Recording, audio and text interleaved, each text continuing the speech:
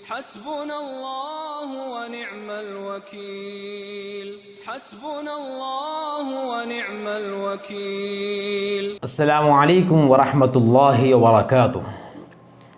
محترم ناظرین و سامعین، اس وقت میں شعبان کا مہینہ چل رہا ہے اور شعبان کے مہینے میں شب برات آتی ہے۔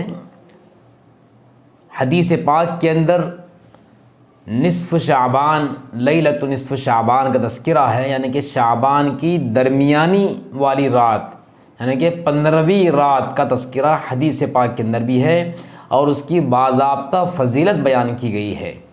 ہمارے معاشرے کے اندر شب برات بھی کہتے ہیں اور اسی طریقے سے جگنے کی رات کے نام سے مشہور ہے۔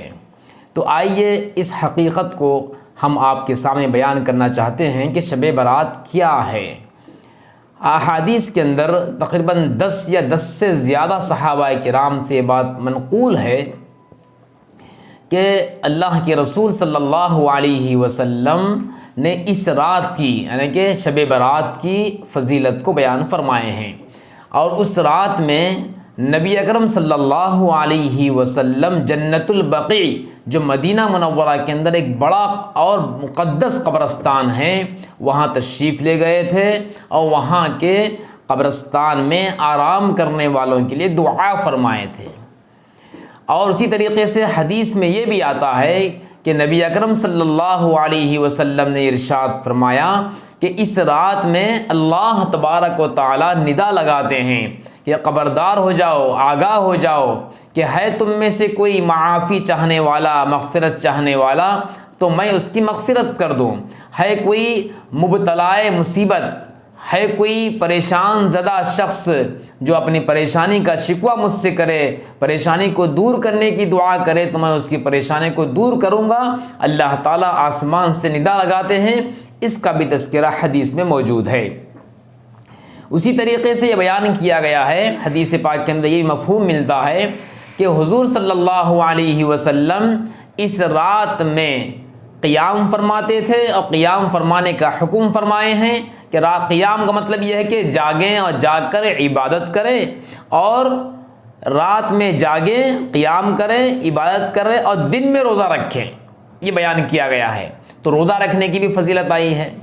تو ان تمام باتوں سے ہمیں خلاصے کے طور پر یہ بات معلوم ہوتی ہے کہ شب برات کی حقیقت یہ ہے کہ آپ صلی اللہ علیہ وسلم نے اس کی فضیلت بیان فرمائی ہے، اور یہ رات مقدس رات ہے، اس رات میں جاگنا چاہیے، جاگ کر عبادت کرنا چاہیے، جاگ کر عبادت کرنا چاہیے۔ بعض لوگ یہ کرتے ہیں کہ رات میں صرف جاگتے ہیں، جاگنے کو ضروری سمجھتے ہیں، چاہے وہ چائے پیتے ہوئے جاگیں، چاہے وہ چبوترے پہ بیٹھ کر جاگیں، چاہے وہ پارک میں یا گراؤنڈ میں کرکٹ فٹ بال کھیلتے ہوئے جاگیں، اس طرح سمجھتے ہیں۔ بعض لوگ بہت ہی غلطی یہ کرتے ہیں کہ بعض ہمارے نوجوان بھائی گاڑیوں کے سائلنسر نکال کے بھاگتے ہیں، گاڑی کو بھگاتے ہیں۔ اللہ کے واسطے ایسا تکلیف دینے والا کام مت کریں۔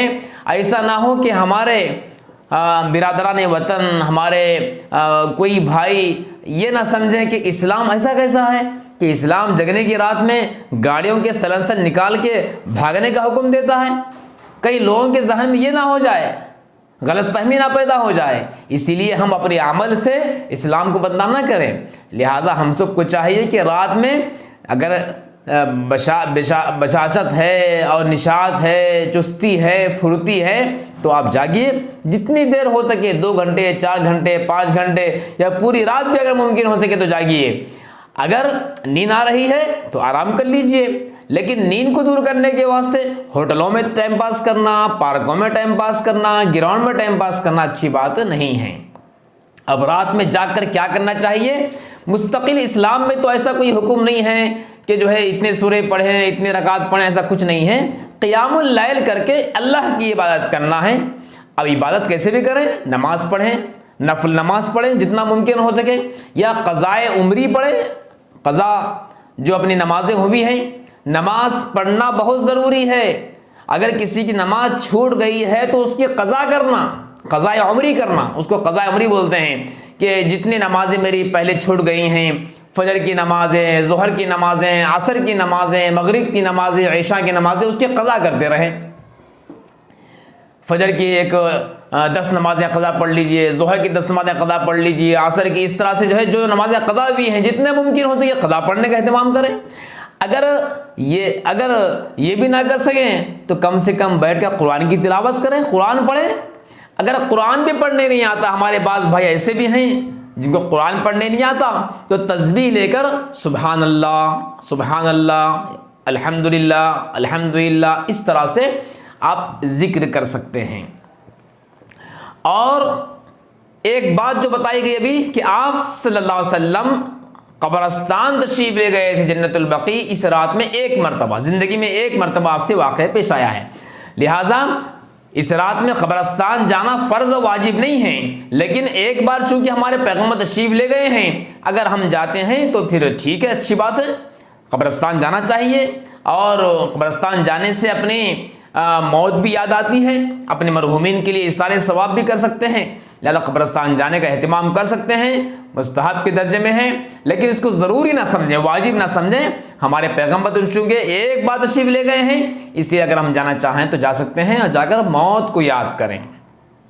اسی طریقے سے جو بات بتائی گئی آپ کو وہ ایک یہ بھی ہے کہ اللہ تعالیٰ رات میں ندا لگاتے ہیں، مغفرت کرنے کے واسطے آمدہ ہیں، رحمت خداوندی جوش میں ہیں۔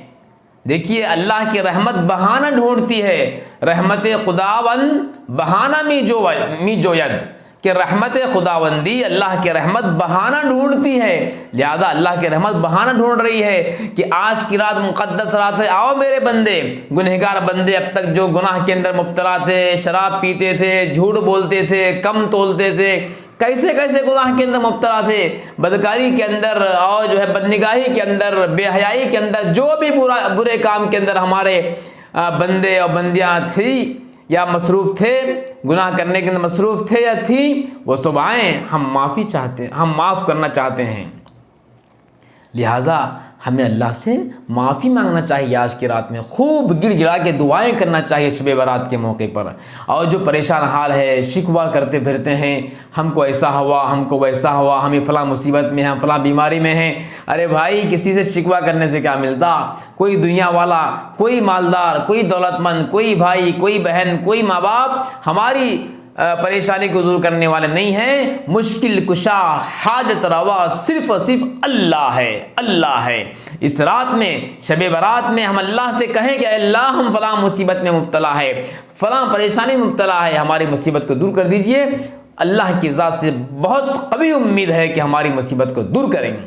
اللہ جو ہے بول رہے ہیں اور یہ کہہ رہے ہیں بندوں سے، یہ ندا کر رہے ہیں، آواز لگا رہے ہیں کہ ہائے کوئی مانگنے والا آئے، لیکن ہم ہیں کہ اللہ کی ندا اور اللہ کی آواز کو لبیک کہنے کے بجائے ہوٹلوں میں بیٹھے ہوئے ہیں، حریص کھاتے ہوئے بیٹھے ہوئے ہیں یا چبوتروں میں بیٹھے ہوئے ہیں۔ بتائیے کیا یہ کام مناسب ہے؟ مناسب نہیں ہے۔ ہم کو چاہیے کہ اللہ کی آواز پر لبیک کہیں، مسجد میں رہیں یا گھر میں رہیں، خلوت میں رہیں، اللہ سے گڑ گڑائیں، دعائیں کریں، دعائیں مانگیں۔ انشاءاللہ اگر ہم اس رات میں دعا مانگیں گے تو اللہ ہماری مصیبت کو دور کر دے گا۔ اور ایک بات جو معلوم ہوئی، ابھی جو بیان کیا گیا اس سے معلوم ہوئی حدیث کی روشنی میں، کہ رات میں قیام کر کے عبادت کر کے دن میں روزہ رکھنا چاہیے، یعنی کہ رات کے آخر میں سحری کے وقت میں سحری کر لیں، دن بھر روزے کی حالت میں رہیں۔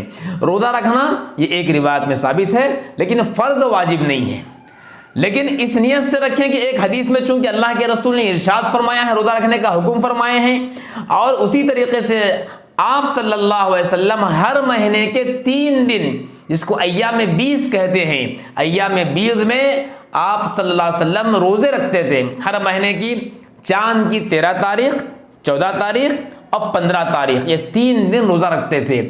تو چونکہ شب برات بھی 15ویں تاریخ کو ہوتی ہے، اسی لیے اگر ہم روزہ رکھیں گے 15 تاریخ کو تو دو سنت ادا ہوں گی۔ ایک تو حدیث میں چونکہ 15ویں شعبان کا روزہ رکھنے کا حکم دیا گیا ہے، اور دوسرا اللہ کے رسول کی سنت ہے، ہر مہینہ آپ 13، 14، 15 کو روزہ رکھتے تھے، لہذا روزہ رکھیں تو دوہرا اجر ہم کو ملے گا۔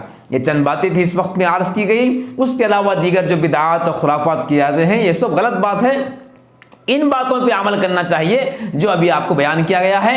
کیا بیان کیا گیا ہے؟ عبادت کرنا، رات میں جاگ کر عبادت کرنا، یہاں وہاں نہیں پھرنا، دوسرا قبرستان جانا اگر ممکن ہو، اور تیسرا روزہ رکھنا۔ اس کے علاوہ بھی اور کچھ کام ہے، انتظار کیجئے، پھر انشاءاللہ کل ملتے ہیں۔ السلام علیکم۔